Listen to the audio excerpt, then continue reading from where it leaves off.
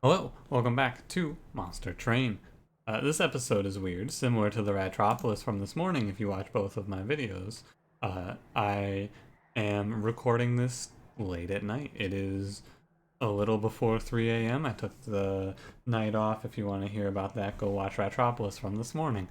If you don't want to hear about that because you're just here for Monster Train, hell yeah, let's get into it. I gotta tell you, I've been training. I have been training for this moment. This is it. This is all that's left. If I bring up the logbook here. Wrong one. This is it. I've won with a main of every other faction at least once now, except for Stygian. And you know why? It's because I don't understand Stygian. I have been training. If I were to show you my run history, I think I can do that from the logbook, maybe not. I can't show it from here. I'm not gonna go find it. But my history if you look at my history, it has been a lot of me playing Stygian, trying to understand a secondary archetype of spell weakness. I think this is the run. I put it all together here. Let's begin. I think this is the one. This could be it. This could be the final victory. Oh God. Oh Jesus. Stygian Awoken.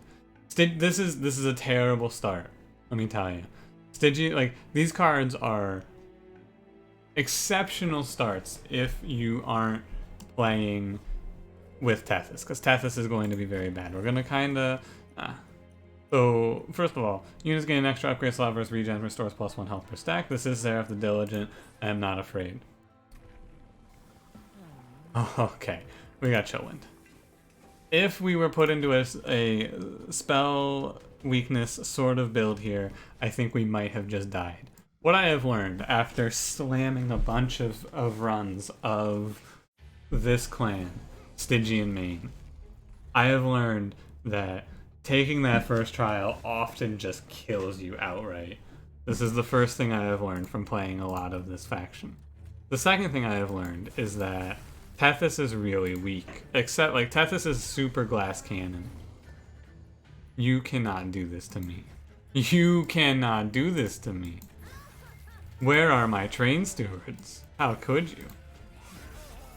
So this run is going to lean on a few things. Oh my God. Okay. I didn't see that train steward. I got mad. I got a little mad. Okay though.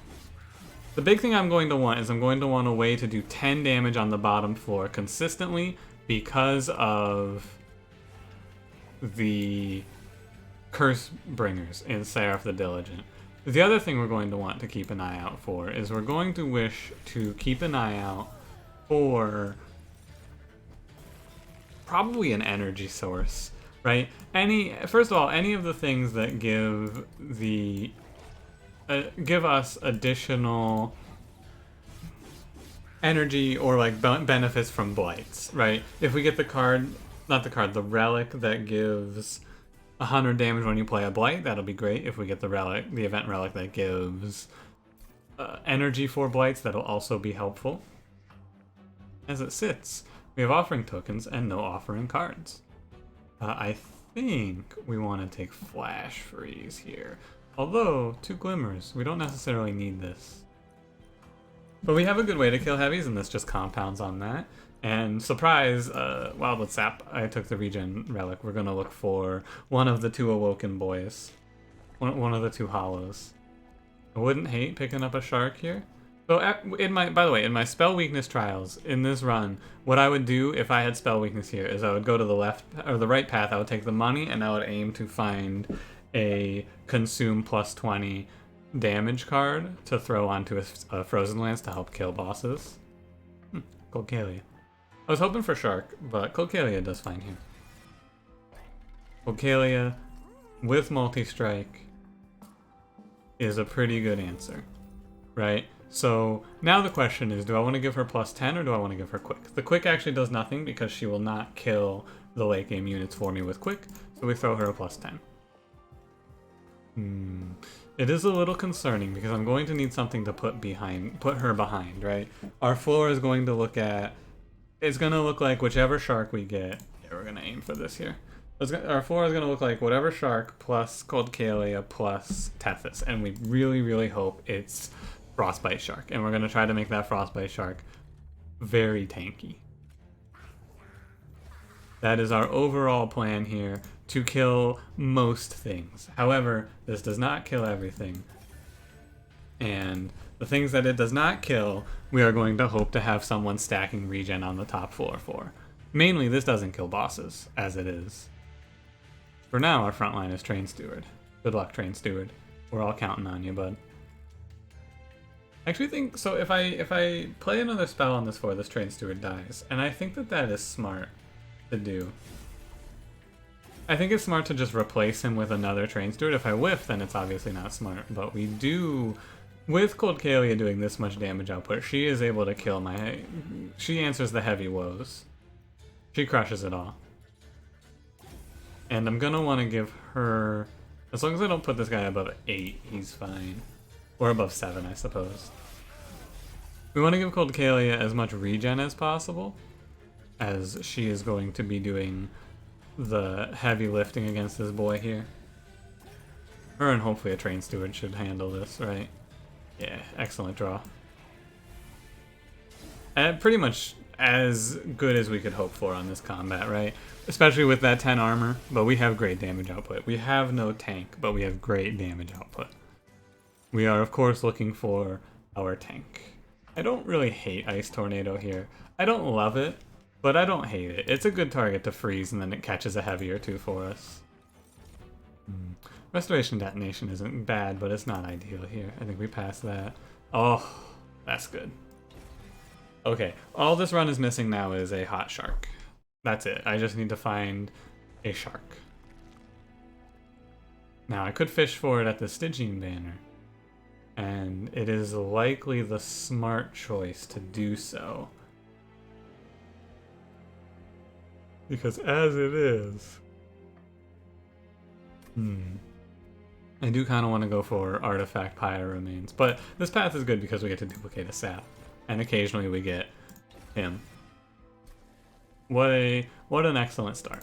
This is pretty much everything I could want. I should argue, you can argue that I should go this way first, but you know. Okay, I don't have anything I really feel comfortable giving you. Actually, can I get away with sending this guy Thorned Hollow? Can I get away with sending this guy Titan Sentry? These are both good questions.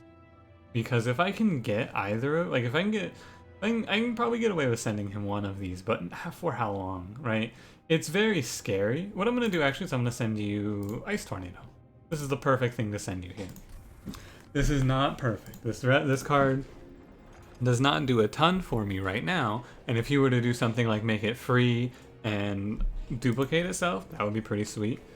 There's a ton of things you can do to that would make it very good.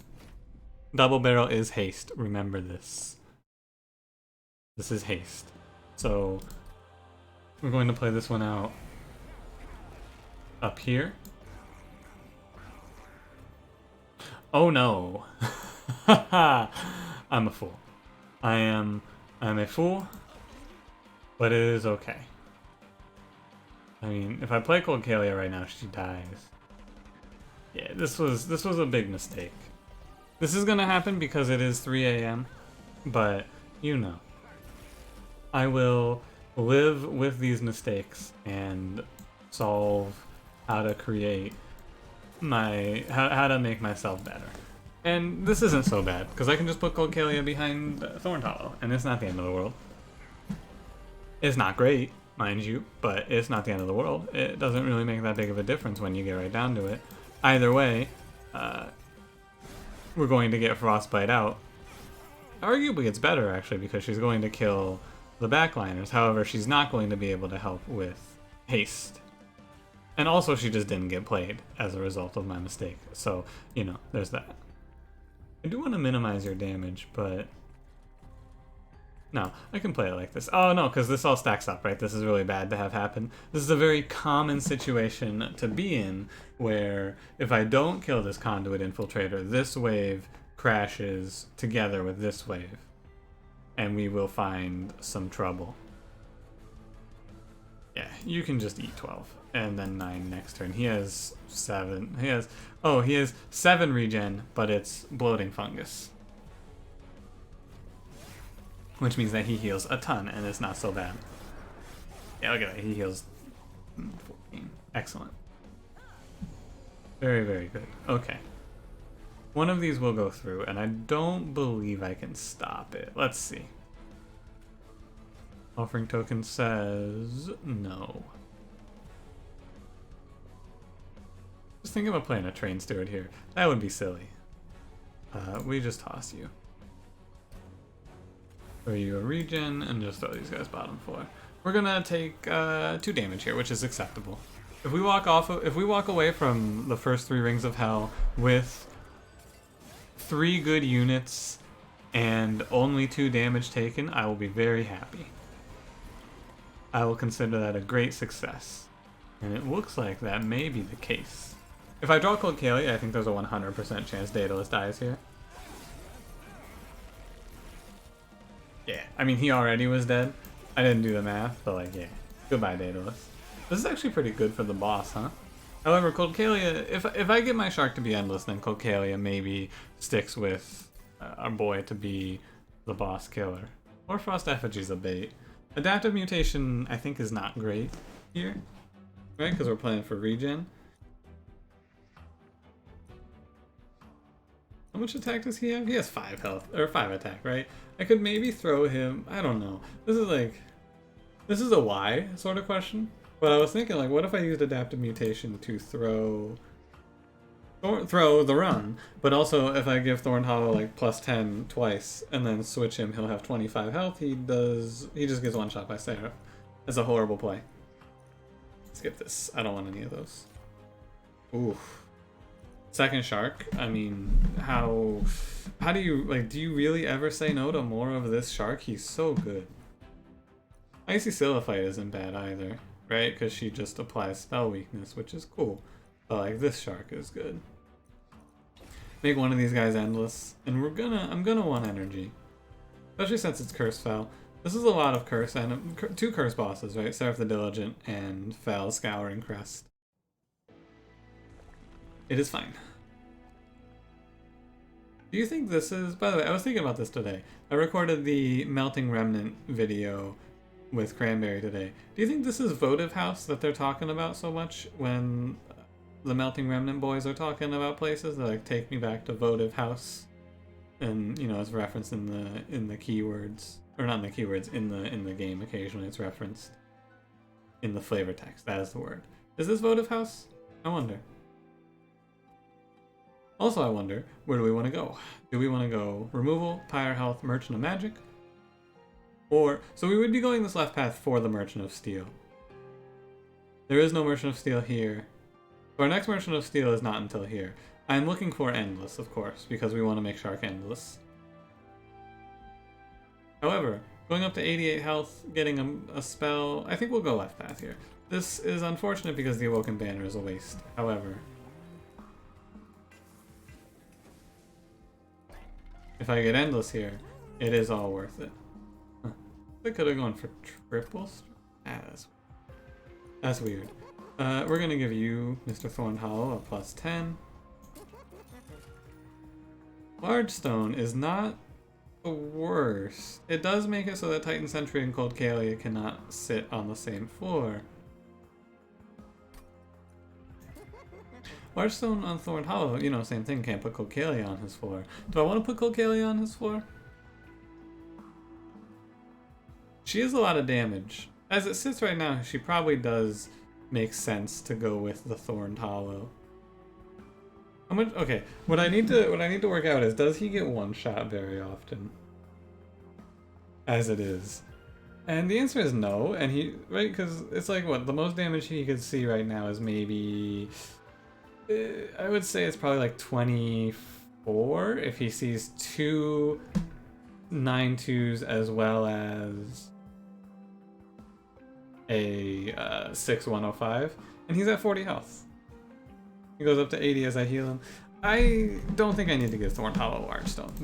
I did all of that to answer the question, should Thorn Hollow get Large Stone? Nah. And I don't really think Hot Shark wants Large Stone right now. Right, one of these is sitting in front of Tethys, and one of these is going to be sacrificed on the bottom floor to kill backliners for free. Now throwing one of these at Large Stone doesn't seem terrible. However, it is 95 gold. I think I may wish to save. This is an interesting choice. The big thing about Large Stone is that it does cause him to not die at the right timing sometimes. Because he has too much health, he'll live like with... Sometimes he lives with like 3 or 4 health, and then he doesn't get a revenge round off, and that's not great. This is why I have hesitation. And the throwing Large Stone onto the Titan Sentry that's going to be in front of Tethys means that Coldcalia never ends up behind Titan Sentry. I guess Coldcalia just becomes a boss killer in this situation. You see, I'm talking this one out, but this is an important question. There's a lot of things that go into this choice here. Do I put Large Stone on one of these units?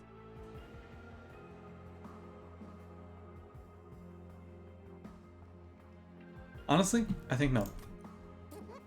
I think I'm going to throw you a 510. Yeah, you'll be the endless one. 510 on the endless one is fine. I think we're going to walk away. I'm going to go ahead, we're going to purge out a train. Actually, we can keep train stewards. I'm going to purge a frozen land. And we are going to leave. Shattered Shell. I don't need this. We have so many ways to kill backline as it is. Now, Wilting Sapwood. Also don't need. However, it is interesting because Wilting Sapwood could give me enough energy to punch through some curses. I just think we have too much shit. Clip Conduit, Clip Guardian. Do I want 150 gold plus 6 attack? Ah. You ever notice? I just noticed this. Is this where their wings used to be right here? In the, like, see this coming out of their shoulders here? And out of this guy's shoulders? These guys are called clipped because their wings were clipped. I never really noticed until just now. You can actually see, like, where their wings got cut off. That must have hurt, right? Like, that must have really sucked. Just, like, from a moral standpoint, like, from not moral, but, like, morale standpoint, that must have sucked. And also just, like, in a pain. Like, that's gotta hurt. This is a Tethys on his own sort of situation. Tethys and Shark on one floor, Thorned Hollow and Coldcalia on another. I mean, is there any reason for me to not just set up like this? This is the question. I often find myself setting up so that I put my Thorned Hollow as far away from the action as possible. Now let me pose a good question to you. Why? Why not just play like this? In this circumstance, I should not have much problem being set up like this, I imagine. It does, you know, the only downside is that my Titan Sentries get to be a little less useful, but that's okay. I believe. Huh. If only I had a way to hit you. How sad. This guy actually gets away from me. I shouldn't have glimmered up here now, obviously. I should have glimmered down here. I was just, you know, not accepting the loss of that money. First Wildwood Sap, and we start to pop off here. And we're full. Look at that. Train's full. How about it? I think we need a little more Wildwood Sap, and we could use, like, you know, I could use one more card that says regen on it. Spreading Spores, Awake. I'm not going to be too picky about it, but, like, anything like that would be ideal. But this is a solid run. On top of those few extra regen cards, a Cuddlebeard wouldn't help. We do have the Bloating Fungus, which is very nice. More things that say regen would be very, very helpful for this run. Because it would be more ways to get this guy's regen stacking, and getting his regen stacking is just the game plan. As you can see here, it's not close. We're very powerful against these bosses. I would have bled 6 damage if I had set up otherwise. This setup position actually turned out to be ideal. Look at that. Great fight. Battle Axe is cool, but I struggle to place it somewhere right now. We are not against Seraph, who has Pyre Wings, so Unnamed Tome is slightly less good, but still good because this does, in 50% of the cases, this hard counters the boss on floor 7, and this deck actually may struggle against that boss. I have had a few runs where I took Frostbite and then just died to Living Armor, so taking that book, counteracting that, is not a bad call. Oh, Custodian is cool. I'm probably not going to be taking a ton of... I might not take draw at all. What'd you do my Ice Tornado? Tell me you did something cool. Restore 2 health to your Pyre. Oh, you turned it into Bone Dog's favor. You can hold on to it. He turned it into Bone Dog's favor. That's weird. Okay. I was hoping for something really exciting off of that. So I think we're going right path here. Merchant of Magic is cool, Health is cool, and Concealed Caverns is cool. I could have enough money to buy one trinket, so I would be going left path for the Vortex. Actually, maybe I should go for the Vortex. Ahead of Fel. I want to go this path in the future. Yeah, definitely going this path on this way. Yeah, this is fine. I don't really have a spell that needs Merchant of Magic right now. I could double stack some stuff, but for the most part, this way seems better. I'm gonna burn Train Stewards. Oh, we're gonna burn one Train Steward, one Frozen Lance. For the most part, Frozen Lance is unplayable at this point. 6 damage to the front enemy unit is worthless. Ah. This would be nice. Root Split Mask is also pretty sweet here, right? Because if they're rooted, they lose an extra turn, which means that they miss a round because of Frostbite, right? But I would definitely take Icicle Fracture over Root Split Mask here if I could buy one of those. However, I cannot. It is acceptable. Crystal Cloak should not be a problem. Overcharge Tank should not be a problem either. This should be fine. Armor 10, though, does make the Sycophants a little harder to kill. However, Cold Kalia punches right through them. It's mostly just going to be the Harvesters that are going to harvest me. And so, I think that as long as they keep doing me like this, they do me a little dirty like this, we keep playing it out the same way, right? I play Thorn Hollow and Cold Kalia bottom floor, and we play everyone else middle floor. And then we just throw 2 Train Stewards top floor. As long as they're going to keep doing me like this, we're going to keep doing them back like this. Now, until Cold Kalia shows up, we are in a position where these tanks are going to cause me potentially a lot of damage. As I start to look at it here and see what we're looking at, I start to recognize that these guys are going to maybe push a lot of damage on me. However, if I silence this floor, I lose money. Which is interesting, actually. I wonder if you can win a combat with a collector on your train. How does that work? Huh. I don't know. This overcharge tank is going to beat my ass, and that is okay. And now, mind you, I am not 100% certain that the silence would cancel that extinguish out, but I would say it's almost for sure, right? I'm very, very confident that that's how it works. Just because it makes sense that the game would have it work that way, right? I just assume it works that way because that would be how I would expect it to work. Oh, he actually kills one of you, huh? That's crazy. I didn't realize these guys have 10 attack. Why does he have 10 attack? Oh, because of Sycophants. Oh, this guy's gonna beat my ass. He doesn't just kill me, right? That dude doesn't have 210 health, does he? Oh, God, he has, oh, ow, that was 40 damage. Right to the face. Not ideal. And these Train Stewards are causing me some trouble. I'm gonna probably permafrost you, right? So that you take a little bit of damage. Or not permafrost, I'm gonna tome you. Who else am I gonna tome if not this guy? I'm gonna tome this floor, right? But this floor is less of an immediate threat. Doing this makes me take 6 less, for sure. I'm kind of eating it here a little bit. I gotta tell you. This combat is tough. Our overcharged tanks are not easy for me to handle. They really are not. Like, they are truly giving me a bit of a run for the money here. This one might kill me. I'm not going to do the math. We're just gonna hope it doesn't. Hope that, I mean, he should die in 3 rounds, I sure hope, but this combat certainly could have been better. Tell me you don't live here. Oh, you live here. Thankfully, we kill this Crystal Cloak in time, because if I did not kill this Crystal Cloak, I would be dead 100%. However, we do just barely walk away from this one. Overcharged tanks, we do not punch through very well. Like, what a tough fight. Sycophants really gave me a run for my money there. I don't really want any of this. Frenzied Swarm counteracts my Permafrost cards, and the Daze is not great since on both floors we have someone who needs to be attacked. This is how I feel. Bramble Lash. Alright, give me my Bone Dog's Favor.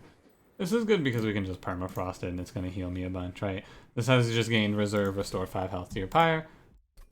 The card is now unplayable. Occasionally, basically I just freeze this and occasionally it's going to save me some damage, but for the most part it's just going to heal me a lot.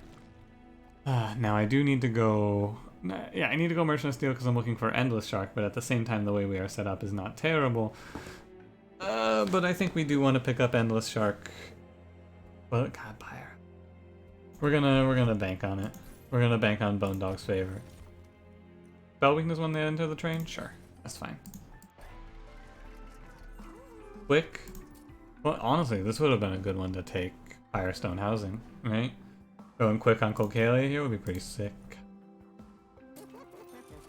Ugh, God. I can't hit. I cannot hit. I can't hit Endless. This is insane. I can't hit it. I've missed too many Endlesses. I'm going to lose it. Now, if I did not take energy, we would be very doomed in this fight because I would have no way to deal with Fell's curses that we're going to face. If I draw Cold Kalia turn 1 or turn 2, we should be okay. If I do not, we will be in a little more of a questionable position. This is how I feel. Top 4 has lost space so many times. We are in a bit more of a questionable position. The question is, how much do I want to avoid these Absolvers? Good question. I think the answer is... The question is, do I play Titan Sentry on this floor and let him get chipped away at? Or do I eat this first weight of Contrition? This is the question that we have to answer. And I believe the answer is we play this out like this. This is how I feel we play this one. Now, if this Thorn Hollow dies for whatever reason, we are, of course, doomed. But he shouldn't. And if I can just... Okay, Cold Kalia is here. From here, we're good. Yeah. From here, we're okay. We're handled. It's settled.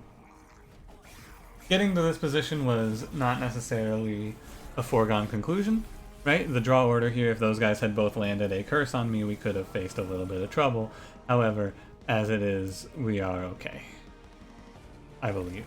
If I can hit Permafrost here, we're actually so set. Unfortunately not. But if I could have Permafrosted this, we were like 100%. Like, no doubt in my mind, victory sort of position there. However, just 5 off of that's nice.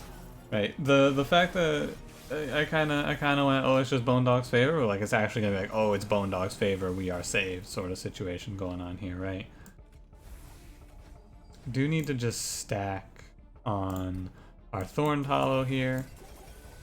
The more regen he has, the better chance we have against Fell. If I can get a better regen card so that I can maybe heal up the Hot Shark on second floor, that would also be very nice. Hey, you're not killing me, are you? Because you'd tell me if you were killing me up here, right? Yeah, you're not killing me.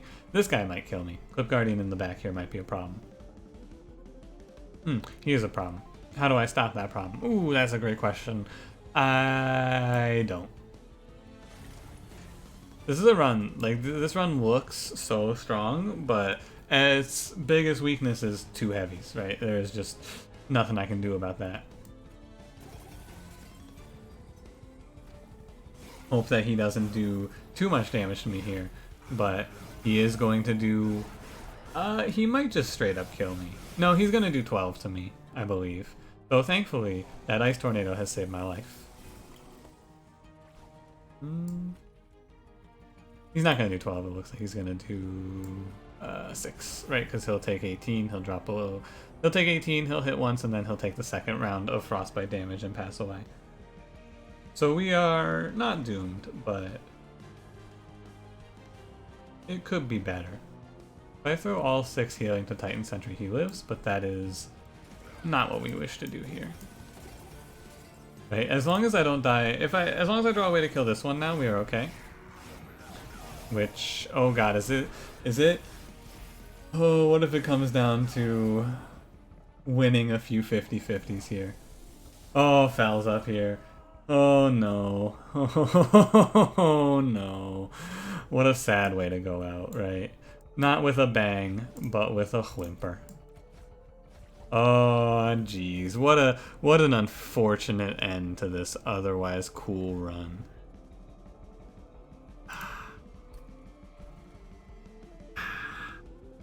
Right, just oh, if you die in one round, right? If I can get him to not kill me here.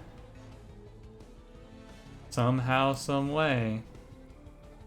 Unfortunately for myself, he is just going to kill me, right? He's gonna walk up there. So let's math it out just to be 100% certain before I throw in the towel. He's going to live, he's going to kill me, he's going to be at 10 HP, right? And there's no way for me to push the damage I need to do on him. Oh my god, was the actual winning play on this combat, I needed to recognize this. I had to heal this shark so I got one more application of Frostbite. I had to heal the shark that died on this floor. One more application of Frostbite means that he's at 10 instead of 7 here. Or I guess 9, right? Okay. If I had fully committed to healing that shark, we would have lived. That is a shame. That is a loss that I am not happy about. Also, like, literally the last round he could have killed me. Oh! Oh, gross. Oh, that is so sad. And my Stygian win remains away from me. God, I fucking hate playing Stygian, man. Stygian as my main faction is so fucking bad. Tethys sucks so much. That run was otherwise pretty cool, but I just couldn't kill the heavies. Guess I should have taken Bramble Lash or something, I don't know. Gross, gross, gross. Thanks for watching. If you enjoyed, leave me a like. Subscribe if you want to see more, and I will see you in the next one. Have a good one.